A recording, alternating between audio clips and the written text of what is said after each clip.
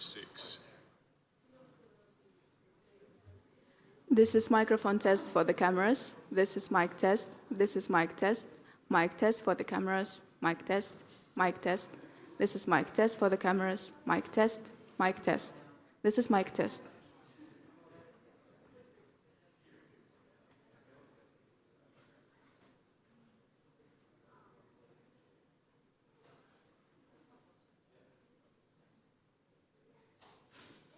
This is mic test for the cameras. This is mic test. This is mic test. Mic test. Mic test.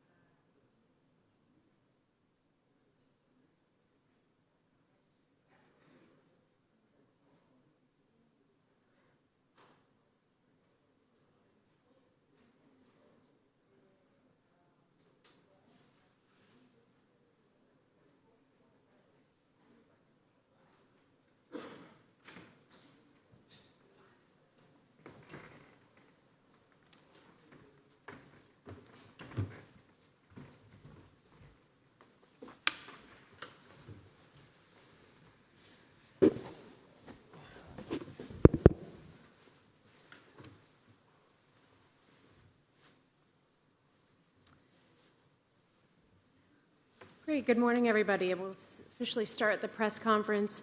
Thank you very much. We do apologize for our tardiness and certainly respect you joining us this morning and greatly appreciate it. I am very pleased to have Team USA figure skaters here this morning to speak to you. To my left, we have Madison Chock and Evan Bates. This is Maddie and Evan's fourth Olympic Games as a team, so clearly veterans of our team. They are three-time world champions, 2022 Olympic team event champions as well. Welcome, Evan and Maddie. Next to them, we have Ilia Malinin. Ilia is a two-time world champion, three-time Grand Prix final titleist, and is making his Olympic Games debut here in Milan. And last but certainly not least, Amber Glenn, our 24 Grand Prix final champion, three-time national champion, and also making her Olympic debut here in Milan. And so maybe we will open it up, and we'll open it up to our athletes to start the conversation, but kicking it off with Maddie and Evans, obviously what you've seen in Italy and how this compares and the excitement of coming into your fourth Games together.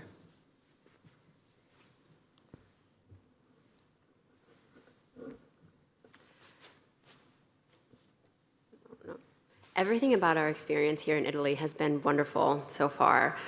The venue is incredible. We have been in this venue before, but seeing it again remodeled has been amazing, with the Olympic rings everywhere, and then experiencing everything with our teammates and a lot of first-time Olympians has been so special to see the Olympic magic through their eyes, and we're so grateful to witness it and to be taking part in our fourth Olympics together. We have Ilia, go ahead. This is just such an honor to be here. I am genuinely thrilled for everything that will happen here in these next few days and weeks. It's been such an honor, and I'm just so excited to be here, and I'm really looking forward to sharing every moment here. It has been a whirlwind, I'd say, since nationals, but I've really just kept my head down and have been training. It feels like I'm just getting ready for any other competition, but it's extra special because I get to share it with the people I've been watching for so many years and have been inspired by, and I'm really excited to share these next few weeks with these great teammates of mine. Great, and we are streaming today's press conference. I would ask that you raise your hand, please, and we'll bring a microphone over so that everybody can hear you on the stream. We've got the first row right here. Oh, no, keep going. Yep. Thank you, Belle. Christine Brennan with USA Today. Good to see all of you. To each of you, but especially Maddie and Evan and Ilia in terms of the timing, the team competition obviously is very important, of course. Your individual events also clearly are, I guess we could probably say, maybe more important to you individually. You've got the close proximity, Ilia and Evan and Maddie, to your individual events with the team competition. So close, one day after and then 2 days after for you, Ilia. Amber, you've got plenty of time, obviously, afterwards. Could you talk about the importance of the team, and when it pertains to your scheduling, how do you balance that with the importance of your individual event as well? Thank you. I think any time you get the opportunity to compete at the Olympics, you want to cherish it, and so there's nothing but positives for us here.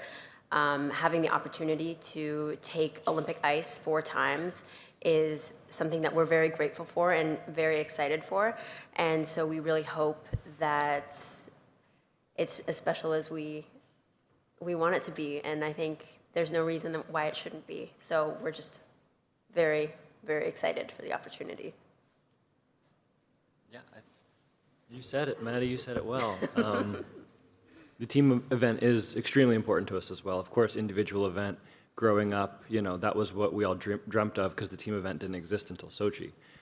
With that said, though, I think having the opportunity to compete as a team is so special, and this team in particular is so deep, so talented, and has a great opportunity, I think, for a gold medal. So that's what we're focused on, and like Maddie said, though, anytime you get the opportunity to skate on Olympic ice, you should say yes. being here, part of this team on Team USA is just something that I've always dreamed about every time I stepped on the ice when I was little. And being here with all of these amazing people, amazing personalities, amazing athletes that give their heart and soul and passion to everything in the sport. It's just genuinely an honor to be here sharing Olympic ice with them. And I really hope that, you know, we can come out together as a team and support each other no matter what happens. I don't know if you want to hear from me or not. I mean, it's not as vital. Obviously, the scheduling is very different for the ladies than the men and ice dance. But it's all going to come down to the decisions that the athletes and the people in charge make. And I know that no matter what, we are going to prioritize both physical and mental health over everything. But I think no matter who does what event, the depth and talent, like Evan and Maddie said, is absolutely incredible on this team. So I just hope that people get the opportunity to compete as many times as they would like and get to experience the games to their best of their ability, whatever that may include or not include, that is up to the individual. And I just hope that everyone can enjoy their time.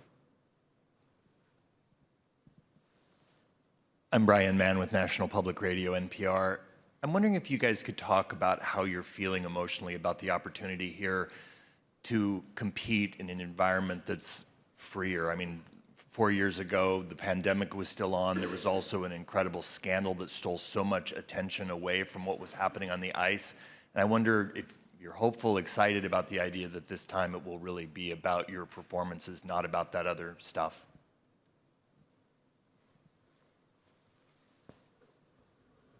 I think, like I said earlier, this has just been the most incredible experience so far, and being able to socialize with other athletes in the cafeteria, trade pins freely and openly without having to worry so much about COVID or bubble restrictions, it has just been incredible. You see the buzz, the excitement amongst the athletes, and it's so beautiful because that's what the Olympics is about. It's about uniting people and sharing in this experience that we've all worked our entire lives to accomplish, is just to be here at the Olympics and to perform at our very best.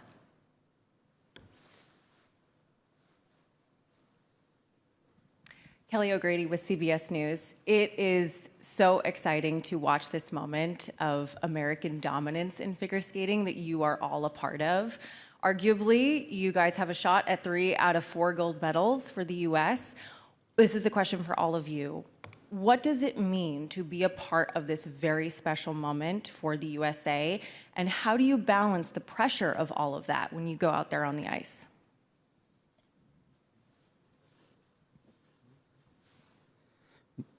Being part of this team is something that I will always be grateful for. And like I said earlier, starting from a young age, coming here to the Olympics was such a dream of mine and something that both also runs in my family, and it's so nice to keep that tradition up. But being just here with everyone and part of this team is so incredible, and they all give me the support and the help I need to really stay focused and really stay under that, you know, perfect sweet spot for what I need to perform my best out here. I'm so impressed with the younger generation of skaters, Ilia included. I would include Amber in that as a first-time Olympian. And like you said, the depth is there and the talent is there. But more than anything, what I notice about the younger generation is the spirit, the curiosity, the fearlessness. Those things, I think, in my first couple games, it was different. You know, the Olympics, is the magnitude of it, sometimes it's overwhelming, but like seeing it, like Maddie said, through the kids' eyes, it's so exciting. It's so positive, and I think that's what's exciting about it, and hopefully inspiring for the next generation of skaters who are watching these games and watching these young skaters and see them on TV and see the smiles and the fearlessness and just going for it. And I think that's what's great, and it's the perfect balance of handling the nerves and the stage and just going out there with absolute joy and freedom. Hi, I'm Devika with Post Media. I'm here. Hi, Devika with Post Media, Canadian news publication. This question would be maybe specifically for Evan, although if anyone else wanted to chime in, that'd be great. Evan, I know you've been vocal about facing, on and off back issues and maybe potentially chronic back pain, and you've kind of spoken to how that's something that you've potentially had to fight through in previous competitions and kind of have treatment for. To the extent that you're comfortable with, how are you feeling, today? Could you kind of speak to, what you've kind of done in the past few months to make sure that, that's kind of mitigated going into the Olympic performance? And sort of a part two, in moments where you've had to compete with that pain or with issues, would you feel comfortable just going through, generally what's going through your mind when you're having to compete with this threat or with this fear of these back pain issues? Yeah, I think this year with the exposure of having the documentary follow us has been really incredible. It's shown a lot of behind the scenes of what goes into being an elite athlete, and I think so many athletes go out on center ice and present a strength that many fans maybe don't see the totality of what is really behind the scenes. And I have dealt with some back pain, some neck issues for a number of years, and I think it's no different than many athletes who face injury all the time. I'm 36, and it's my 5th Olympics, and there's mileage on the body, and what we do isn't easy, and it's very physical. So I think I'm feeling good. Thank you for your question. We've been really smart and intentional with our training this year, limiting the number of reps on things like lifts that could potentially cause a problem. But we've found a great balance between pushing and also prioritizing recovery and health. And we're feeling really good heading into the games and excited to be here. Thank you. We'll do down the front right here. Right here, Jordan Mendoza with USA Today. This question's for Ilia. You had talked about breaking in new skates for U.S. championships, and you kind of played it safe there. I was curious to know how are they feeling right now, and wanted you to talk about the the challenges of breaking in new skates, especially when it's on you're competing in the Olympics, and any other skaters can talk about the challenges of breaking in those new skates as well too. I think breaking in new skates is something that every skater has to go through at some time in their career, and for me specifically, it's not always a fun time because it brings a lot of issues and problems where you have to know where it aligns on the blade or how the boots move themselves and if it's comfortable for you or if you just need to get used to it. So there's a lot of different characteristics and aspects that go into this, but overall it just shows a lot of the mental strength that we have to go through this process in order to be the best skaters that we can ever be. And for me specifically now, I feel good. They've started cooperating with me a few days ago, so I'm really looking forward to seeing how they'll do under pressure. Hi, Rory Carroll with Reuters News down here. Hi, guys. Just piggybacking on the earlier question about the U.S. success, what do you attribute this sort of era of U.S. success, this last season being so successful, and how much do you feed on each other's success? Thanks. Well, I think the U.S. has had a long history of success in figure skating, and the skaters before us have really paved the way for what has inspired us as a generation, and hopefully we can continue that inspiration into many generations to come.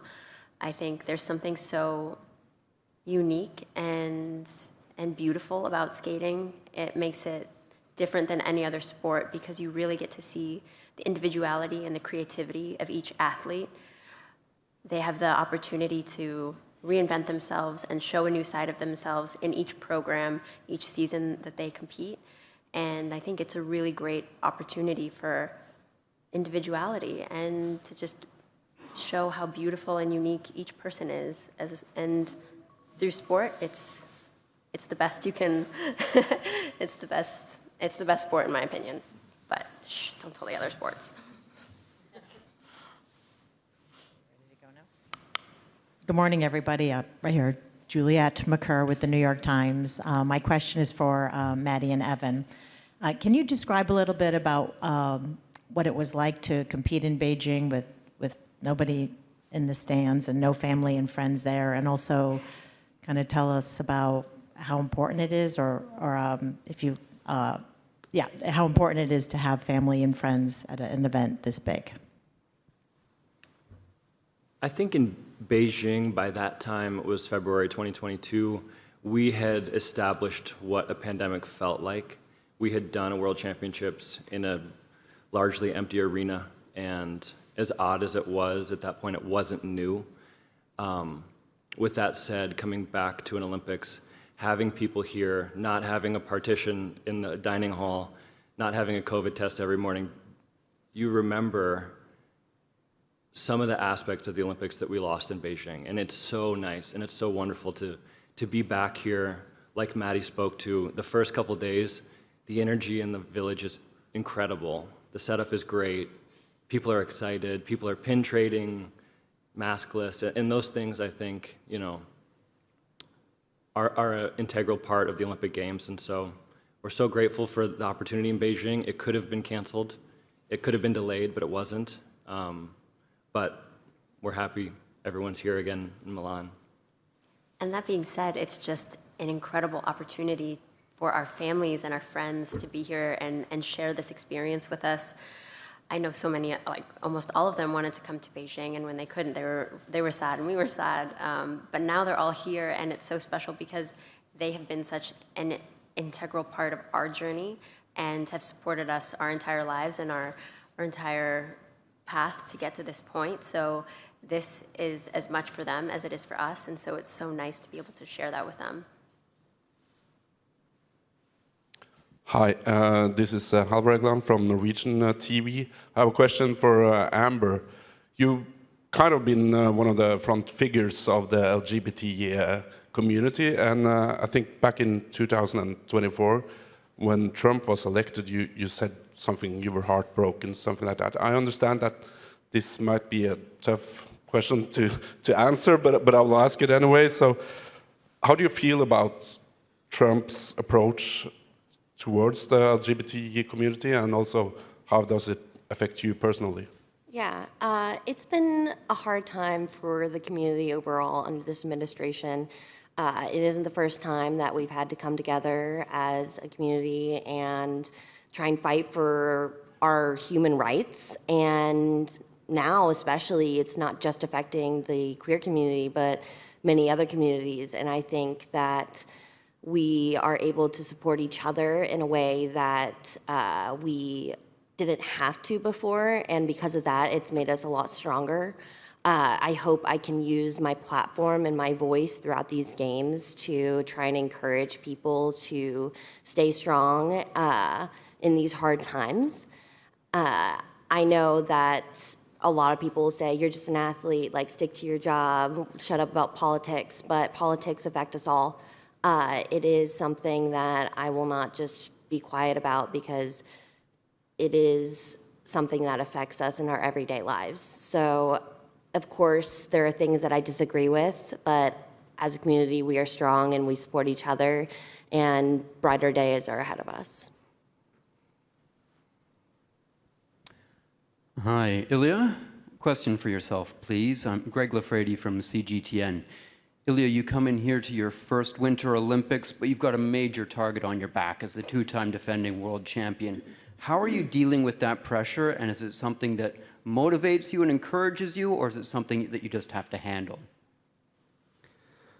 That's a great question, honestly. I honestly have a good answer for that as well. It's kind of both options here and there. A lot of the times it is a lot to handle when you have all the pressure, all the attention, all the focus on you to become the Olympic gold hopeful. And a lot of the times I'll have bad days where I think about that and it really shuts me down and it really puts me in, not the best moods. But overall, I think, again, that's something that everyone has to go through, and they have to find their way to motivate themselves or keep them together during that pressure. And a lot of the times I'm able to use that pressure to embrace myself and tell me, everyone's looking at you.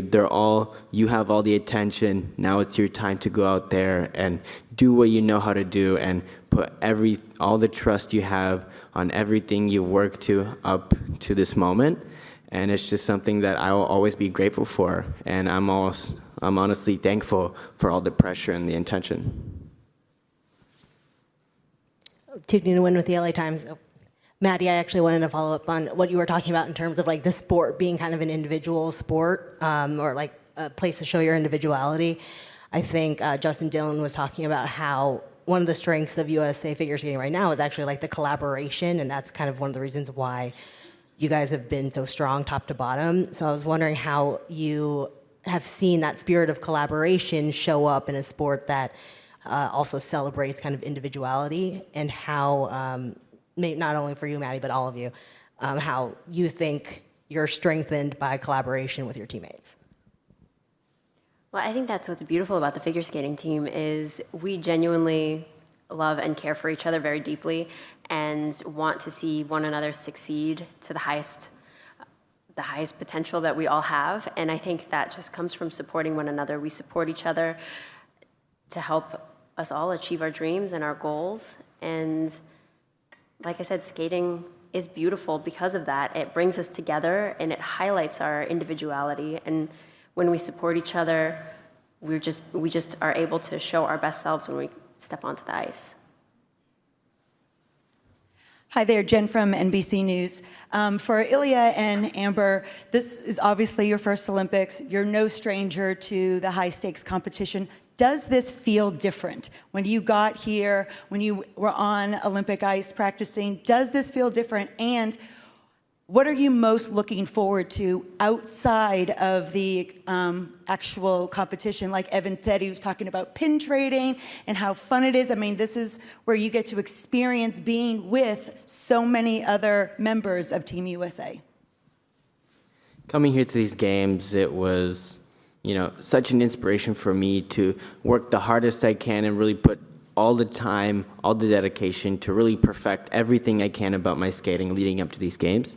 And coming here, the environment is just so incredible. There's so much excitement and energy that, just flies through the village, and you feel it every morning how every single athlete is so happy and so grateful to be there. And it's just honestly so cool going into like a cafeteria and seeing so many team jackets, and it's just something that I really never imagined, that so many athletes of different sports and different kinds being in the same area. It's honestly just gives me such a thrill. But of course, with that said, you still have to, what your focus is. So it can be very hard if you try to blow it out of proportion. But of course, to me, I always think this as another competition. Yeah, for me, I really had to focus on keeping a balance of wanting to perfect everything I can, but I also, at 26, I'm a little bit of a dinosaur in ladies singles, which is absurd, but it is true. So I've really had to balance the pushing, but also this is just another competition. I just need to do my job and do the best that I can. So with that, it's just like nationals again, but I've just had a bit more time to prepare, which has been lovely. And honestly, I expected to get here and be like looking around like, oh my God, this is so crazy, this is so intense. I got on the ice and I just felt like I was at, a training camp almost, because we're here for so long. I feel like the intensity wore off pretty quickly, and now it's just a really cool, fun experience. Like we're at sleepaway camp, or like I haven't gone to college yet. I'm like waiting, and it feels like I'm in like a college dorm, and I'm like, oh my God, this is so cool. And there's like a dining hall, and like I've been doing like a lot of the pin trading. Like I have the whole bag. Like it's been so cool and so fun. I feel like a kid again, and I think overall this is just a unique opportunity. I mean, how many people can say they went to the Olympics? Like, not many. So I'm just trying to embrace that and remind myself that this is a great opportunity, not just a competition, but also I am here to do a job. So. Great. We'll have two final questions. We've got the Washington Post and AP. Sure. Hi everyone. Robert Samuels with the Washington Post. Two questions, actually, to follow up on the one before. Could each of you identify something that's surprised you so far about the experience? And the follow-up to that, is there anything that you're doing differently about the way you're approaching this competition, given all of the craziness that comes with being at the Olympics? I don't think much can surprise these two anymore. I don't mean to sound, I don't know, like, I mean, it's right on par with an Olympic Games as I've experienced them in the past, in the best way possible. And to your second question, we haven't changed much about our approach because, like these guys know, it's a skating competition and we've been doing it our entire lives. So to deviate from what has gotten us here would be a disservice to ourselves. So, yeah. I will say I was pleasantly surprised that we could foster plants in the village while we were here. It really brightens up our room, freshens up the air. So there's a spot in this little Corona house, which is also an incredibly tranquil space. If you go inside, there are tons of plants everywhere, the ceiling and all the windows, it's all glass. So you can just go in there and relax and listen to calming music, and then you can also take a little plant back to your room and feed it and water it, give it sunlight. And then at the end of your stay, you return the plant, and then they give it to a local from Milan, and the plant gets a new home. So I thought that was really beautiful and just a nice way, a nice little touch in the village. If anyone wants more information on that, please look at Isabella Vito's TikTok. It is a lovely video, and there is a part 2 to come. So shout out to that. You will be very entertained. Yeah, kind of what they've said. It's pretty similar to how we would approach any other competition. I mean, of course, everyone tells you that it's the Olympic Games, it's one of the biggest moments of your life, but at the same time, it's going out here, you know why you're here, and it's because of all the hours, all the work that you've done, and really coming out here is, you should treat it no differently than any other competition. Sorry. James Ellingworth from the Associated Press. I'm sure you've all been aware of the saga around the Minions this week. You know, the music clearance issues, and obviously that cropping up ahead of the Olympics.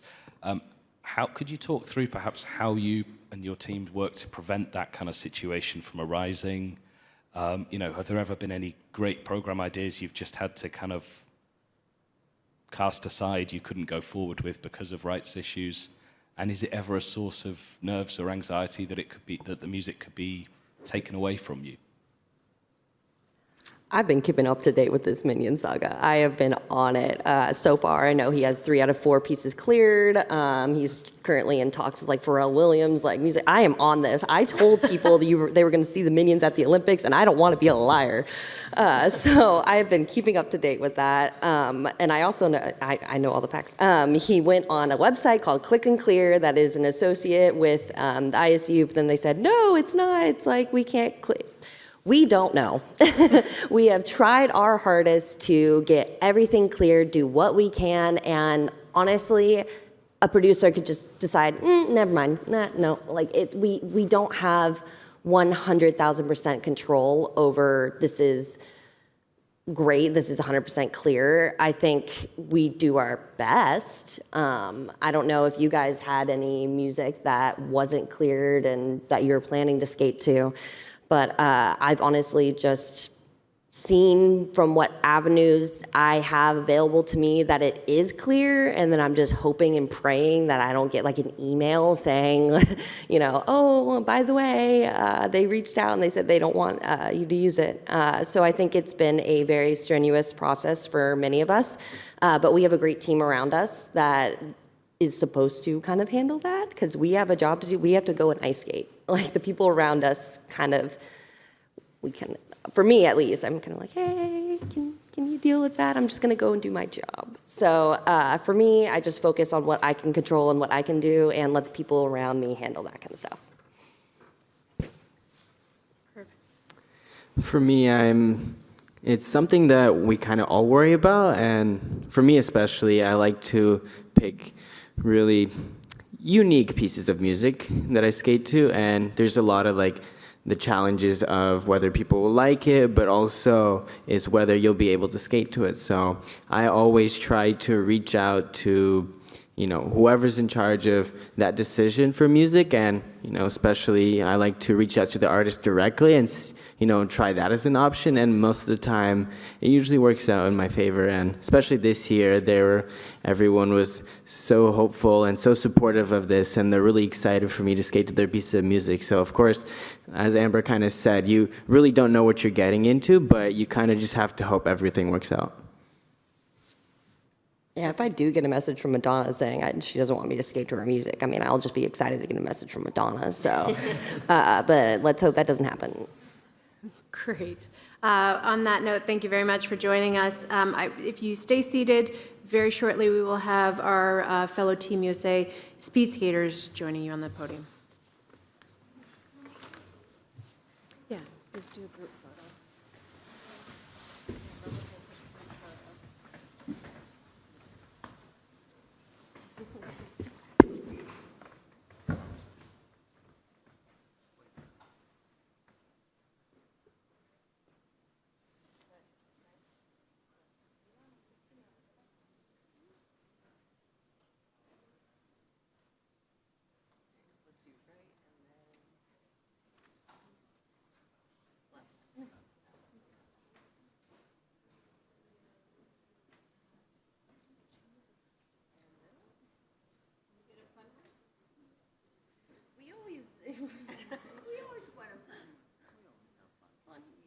This is our fun. This is our fun. This is our fun at 9:30 in the morning. All right, any last photos? Perfect, thank you. Awesome. Perfect, thank you guys. Thank you.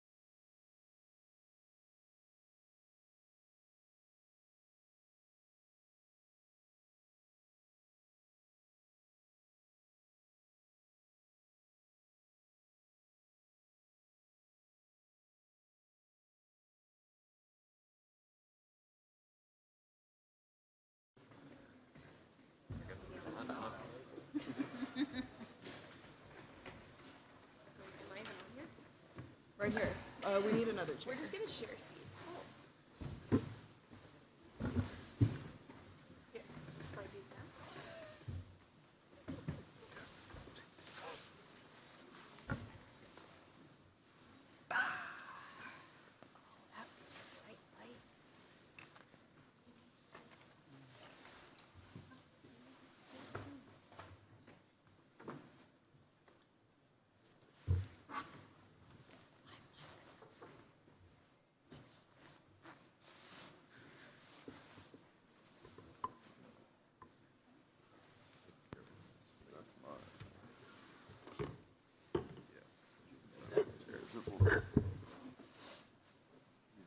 All right, hello everyone, good morning. Thank you so much for joining us here today. My name is Alicia Rumler and I'm the press officer for the U.S. Long Track Olympic team. And I have the immense honor of introducing some of our 2026 Winter Olympic athletes on this morning's panel. I'll begin with a brief introduction of the athletes before we move to a guided discussion, and then we'll open to questions from the press. Jordan Stolz made his Olympic debut at just 17 back in 2022. In the years since Beijing, Stolz has won 10 World Championships medals, including 7 golds, 2 silver, and 1 bronze. In 2024, he set the 1,000-meter world record. Go down the line. Cooper McLeod is a 2025 World Championships medalist in the 500-meter and team sprint, and this is his first Olympic Games. He'll be competing in 2 events, the 500-meter and the 1,000-meter. We have Erin Jackson, who is the 2022 Olympic champion in the 500-meter. This Olympics, Erin will defend her gold and add the 1,000-meter distance as well. This is Erin's 3rd Olympic Games, and she will also be the Team USA flag bearer in the opening ceremony.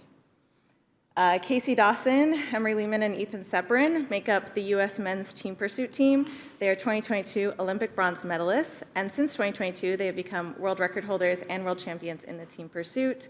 All 3 are at the top of their game in individual events as well. Casey Dawson holds the national record in both the 5K and 10K. This is his 2nd Olympic Games. Emery Lehman is here to compete in his 4th Olympic Games in both the team pursuit and 1,500 meter. And Ethan Sepperin, this is his 2nd Olympic Games and will also race in the mass start. We have Mia Manganello is the 2018 bronze medalist in the team pursuit, and this is her 3rd Olympic Games. She enters this Games as #1 in the mass start World Cup rankings. And then we have Brittany Bowe on the end. This is her 4th Winter Olympic Games, making her one of the most successful Winter Olympians in history. She has Olympic bronze medals in both the 1,000-meter and team pursuit and holds the world record in the 1,000-meter. So I'm going to start with a few questions for the athletes before we open. Brittany, I'll start with you on the end. You've publicly spoken about this being your last Olympic Games, and this is your 4th, and your impact on the speed skating Olympic movement has been significant. How is your approach to this Games different than previous Games, and what legacy do you hope to leave? Each Olympic cycle for me has been drastically different, and going into this Olympic cycle, knowing it's my last one, I've been able to kind of reflect on my entire journey while still being in the weeds of it, so to speak. But I've really just been able to enjoy the process, enjoy the moment, and really just grateful and blessed to have a long, successful career and end it on my terms. I'm really excited to have one more opportunity here in Italy to represent myself, my family, my friends, and my country. It's been an honor of a lifetime. Thank you. And Mia, similarly for you, you've now been to 3 Olympic Winter Games. You're going to this Olympics as #1 in the World Cup standings in the mass start. Comparing your first Games to now, how have you changed your approach to coming into a Games, and what do you hope to accomplish this Games for you? Yeah, I mean, kind of to follow up what Brittany said, like, this is an incredible honor to be here and be able to represent your country, and to be able to do it 3 times is kind of a dream come true. My expectations are obviously to win. I had an amazing season this year leading up to these Games, and it's something that I've devoted my life to, and it's nice that with this being my last Games, it's all kind of rising to the top at the moment. So, but I'm hoping just to enjoy it, be present, yeah, and just enjoy it. Thank you so much. And Erin, I'll jump to you really quick. You're returning to defend your 500-meter gold medal. You've talked about loving the pressure and how you thrive with it, and you've also been incredibly resilient, overcoming injuries this year. What is it about the Olympics and sports that keeps you reaching for more? Excuse me. I just think I've been really fortunate to live this life because I've been a skater ever since I can remember. I grew up roller skating just for fun, and I just think it's really amazing that I get to do this basically as my job now. So I think that's what keeps me coming, is just loving the sport, loving what I do, loving that it takes me around the world, and I get to meet amazing people and hang out with these cool kids all the time, and yeah, I just love what I'm doing. Thank you. And for our Team Pursuit team, and I'd love to hear from each of you, you're entering this competition with 4 more years skating together than the last Winter Games where you won your bronze. What is it about the 3 of you that has built such a successful team, and what difference do you think it makes to have skated together for so long? We'll start with Casey and move down the line. Yeah, I think what makes us such a successful team is that we skate together every single day and we put in the work and it pays off.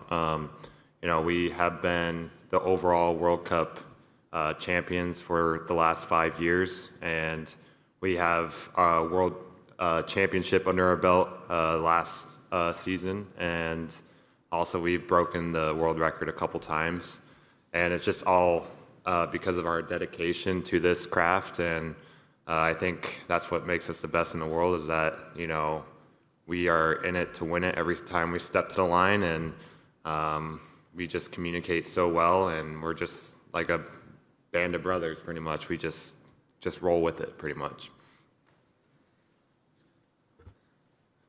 Yeah, I would say completely agree with Casey. I would add that we're just willing to go to war with each other and for each other. Even on our individual days, we understand that, you know, we're all one piece of a whole, that, you know, we can't do this without each other, that we wouldn't be as strong of individual skaters without the work of each other. You know, at one point, this is just an idea, it was a dream, and, you know, it's really bonded us together to see it through and see Emory through, and, you know, we just want to make it happen out there. Yeah, I think our coach does a good job of instilling that team effort and kind of putting us together and making it happen. So I think that's the biggest difference between us and some of the other teams, is we really we do a lot of bonding and training together, but I think we also just place a lot of importance on the event, and I think that's kind of shown in our results over the years. Perfect, thank you. For Cooper, coming down towards the end of this line, this past season you won a bronze medal at World Championships, and you're now here at your first Olympic Games. What are you looking forward to most with the competition here at the Olympics? And has there been any advice given to you by your fellow athletes that you're taking into this Games? It's been a lot. I'm very excited to get to compete here. It's the best stage to compete in the world, top athletes in the world, so very excited to get the opportunity to do all that. And biggest piece of advice has just been to stay in the moment. You don't get the opportunity to do this every single year, so it's every 4 years. You need to take advantage because you don't know if you get the chance to come back. So I'm going to try to do that.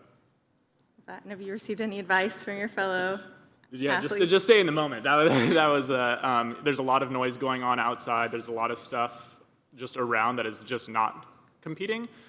So just trying to simplify and do what we train to do every single day. Love that. And then finishing off here with Jordan.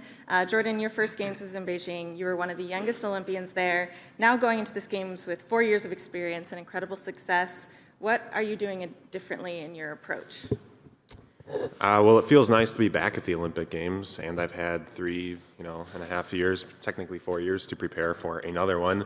So a lot of things have happened along the way, and each year has just been kind of like you learn a little bit more, and it's more I can bring into this season, and I think right now I'm exactly where I would want to be. Thank you so much. We'll now have about 15 minutes to get questions from the press here. If you have a question for the panelists, please raise your hand. You'll be given a microphone when I call on you. If you could please introduce yourself, say who your question is for, that would be appreciated. We could start up here in the front. The microphone right here.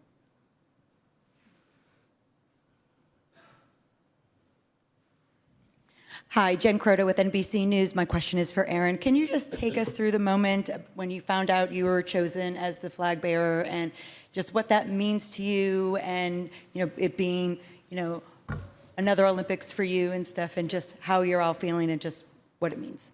Yeah, I mean, it's a really big honor, and I'm super grateful, especially, being chosen by my teammates. And then the moment when I found out, I was actually at practice with my team, which was really cool. So our coach kind of sat us down on the edge of the ice and announced it to the team. And it was just a really cool moment. And having Brittany right next to me because she was the flag bearer for the last Olympics. So yeah, just trying to keep the legacy going.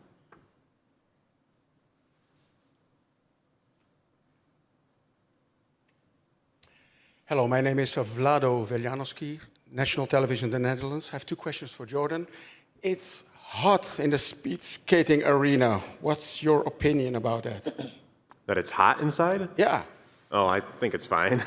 I'd rather have it warm than it being really cold, as long as the ice is good. When will these Olympics be successful with you?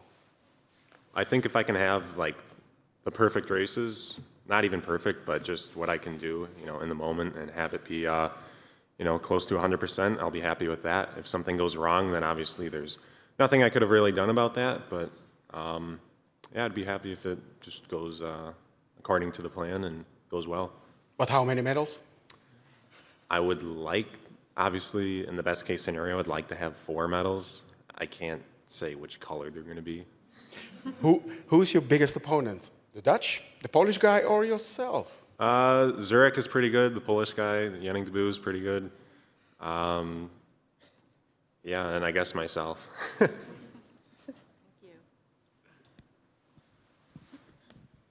Hi, Deanie Wimmer from KSL TV. My question's for Cooper. I'm sorry, Casey also and Cooper. Can I do that? Can I do 2 questions? Casey, when we talked last fall, you had mentioned that you just hoped you could race and focus on your race and not all the things swirling around. Will you tell us kind of some of those things that you were dealing with in the last Olympics and if you've been able to focus on just your race? Yeah, last Olympics, were kind of a trial run for me. And also the whole COVID pandemic has kind of tainted that experience for me with showing up late and, not being able to race all my distances. I was 21 then, kind of still the rookie on the team. And, I missed my 5,000 meter event and showed up 12 hours before my 1,500. And now this time around, I'm actually able to compete in every single event that I qualified for. I'm skating in 4 events, the 5K, 10K, team pursuit, and the 1,500. And I'm just looking to, give it my all. I'm in the best shape I've been in ever. I, have a gold in the World Cup this past season in the 5,000 meter. So I'm just looking forward to, locking in and having fun as well. I think it's hard to lose what, you're here for. I'm just looking forward to representing everyone I know proudly, my home state of Utah and the USA. It's always an honor to wear the flag on my back whenever I race. Thank you. Cooper, we talked last fall and you talked about how just missing by a fraction of a second had really made you train with a vengeance and made you stronger. Talk about how you're feeling going into these games. Oh, I'm very excited, missed out by, I think, 0.05 of a second at our last Olympic trials. And getting to see all my teammates up here get to experience all these things 4 years ago was pretty big and motivating. You have 2 options. You can either, when something like that happens, you can either be sad and quit, or you can buckle down and improve. So each year has been a big reflection point, each off-season of how can I get better a little bit at a time. So I'm very excited to get to go and show all the improvements I've made this time around.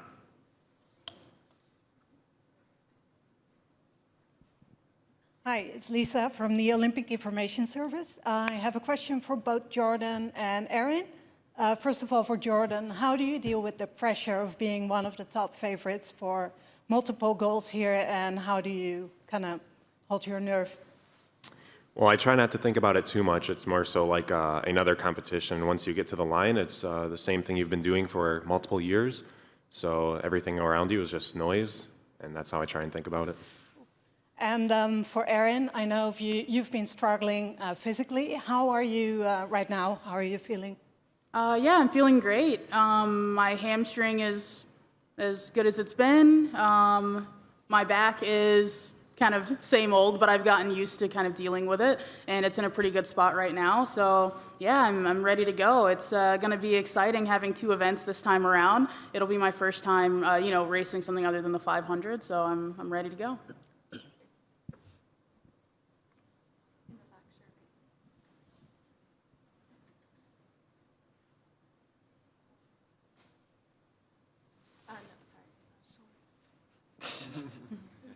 You have to raise your hand higher.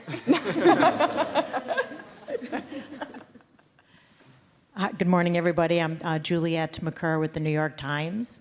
First of all, there's so many of you, and so any of you can answer this question, but so many of you had also competed at the last Olympics, so I wanted to know what you remember from that, having no fans and just, it being in COVID and just skating with no spectators there or no family or friends, and how this Olympics might be different having hopefully a packed grandstand. Sure. I know for me, winning a medal in Beijing actually felt quite empty. It made me realize that I'm doing this for so many more people than just myself.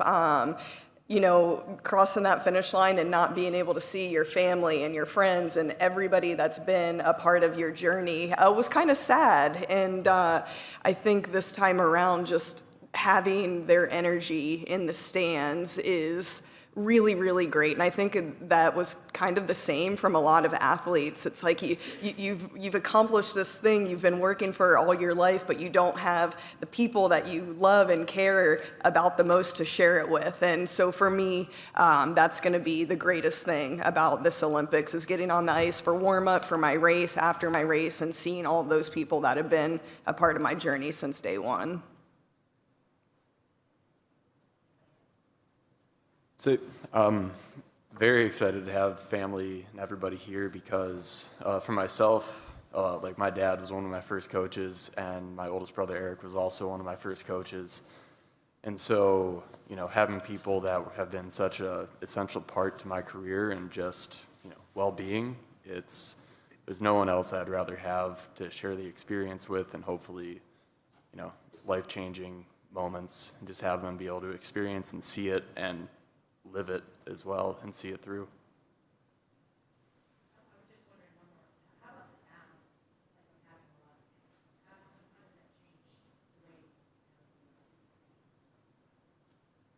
I think it just brings energy into the arena. Yeah, I mean, I don't know about anyone else, but I feel like the crowd almost kind of carries you through the finish line. Most of my best races, I've had a big crowd around me, and I think having that little extra noise almost takes away from the pain in your legs. So it's kind of a funny effect, but it's always fun having a big crowd.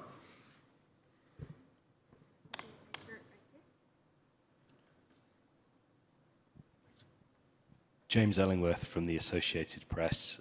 Question to Mia, to Ethan and Jordan as well, about the mass starts. And, what is it like to kind of go from that transition of being 2 of you on the ice to being in a pack of skaters? And, how do you cope with that transition in terms of kind of managing your own focus, the situational awareness of other people around you? Does it require different preparation?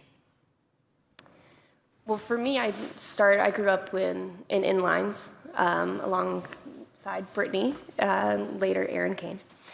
But then I also dabbled in cycling as well. And so for me, the mass start really is a bike race. It's a crit race on ice. I'm less of a time trialist mentally and more of a head-to-head competitor.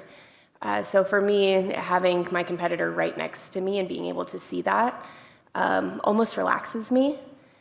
And I would say it is a team sport. We can have up to 2 athletes per country out there, and it's definitely an opportunity to work as a team to get our country on the podium. Sorry, is it okay if I add on to that?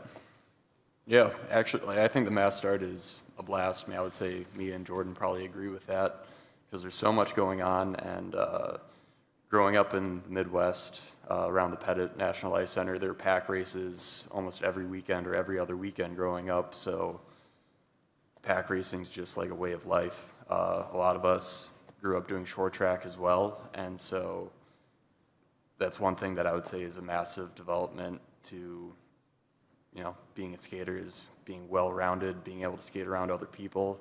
It's helped in the team pursuit, being able to skate and follow Casey and Emery, and you know, when you get out there with a bunch of people, it almost simplifies it down to just, you're just responding and not trying to convince yourself to push deeper as well in a time trial.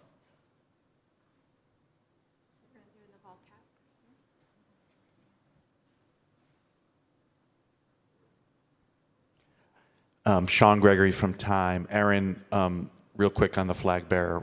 Was there any sense of surprise when you heard you were getting the pick, or did you knew it might be coming?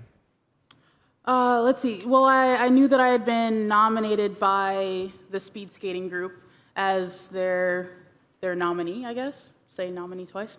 Yeah, so I knew that I was kind of in a list of maybe 7 or so people. I didn't know what my chances were because there were a lot of really heavy hitters and really worthy people to carry the flag. So yeah, it was definitely a big surprise because, yeah, I thought there were like legends who I was running against. So yeah, I'm really grateful to be able to carry the flag, and you know, I'll carry it for all of us.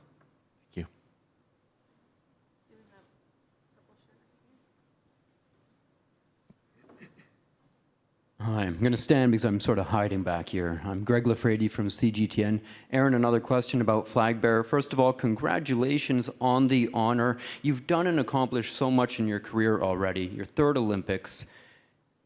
Is this going to feel different? Do you think you feel at all nervous? What do you anticipate the feeling of leading your team in the parade in the opening ceremony is going to feel like? And also, do you think that will give you extra motivation or impetus on the ice in competition? Yeah, I think it'll definitely give me a lot of motivation because just walking out into opening ceremonies, like even without carrying the flag, it's this amazing feeling of like, okay, we're here, we're at the Olympics, we're surrounded by all these amazing people who have worked so hard to get to this point. And yeah, so just even being in the opening ceremonies, that's just like the start of the games, and it's always just kind of like a breathtaking feeling.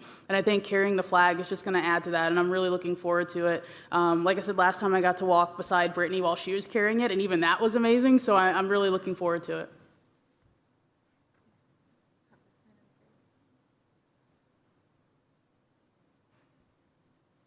Eddie Kleiman, Anchorage Daily News. Question for Jordan. As you look upon achieving these big lofty goals, you've spent a lot of time in Alaska in the off season from the time you were younger, just getting started in the sport right up until now. I'm wondering how that has helped you, how that has shaped you as a person, as a competitor, as a skater. Yeah, being outside has been, you know, kind of part of growing up. So I think it's kind of a different lifestyle than some of other people have lived. I mean, it's just kind of a break away from the normal. So I've done some training up there, you know, in the mountains. It's pretty fun. It's more rugged type, so certain things kind of happen, and then you have to deal with it. So it's not exactly just, you know, like staying back home and everything's really easy to go along with. So I guess it's maybe helped a little bit. I don't know how much, like, since I was a kid, but yeah, it's been fun. All right. I want to thank you all for your time and interest and attendance today. With that, we'll conclude our speed skating press conference. Thank you all, and go Team USA. Thank you, guys. We're going to take a group photo.